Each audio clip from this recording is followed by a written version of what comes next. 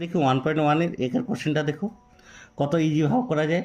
a minus two whole into x square plus three x plus five equal to zero সমীকরণটি এর কোন মানের জন্য দ্বিঘাত সমীকরণ হবে না তা নির্ণয় করো। দেখো এই কোশ্চেনটা কীভাবে সহজ করা, তাহলে আমাদের দেখো এই কোশ্চেনটা কী করবে, অনেকেও এটা গুণ করে করবে। এই গুণ করে করার কোনো প্রয়োজন নেই। এটার সমান আমার এই যে এক্স স্কোয়ারের সহগ, এক্স স্কোয়ার সহগ কি a minus two equal to কি জিরো, তাহলে এ সমান কি টু। এভাবে করলে অঙ্কটা খুব সহজভাবে হয়ে যাবে। এর মানটা দেখো, আমাদের দ্বিতীয় কোশ্চেনটা কী বলেছে, x by four minus x equal to one by three x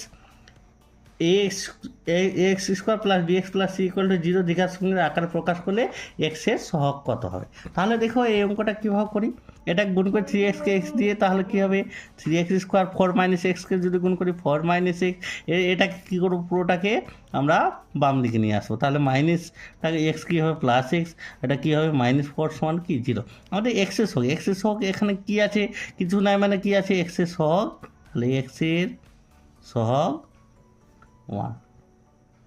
তাহলে দেখো কত সহজভাবে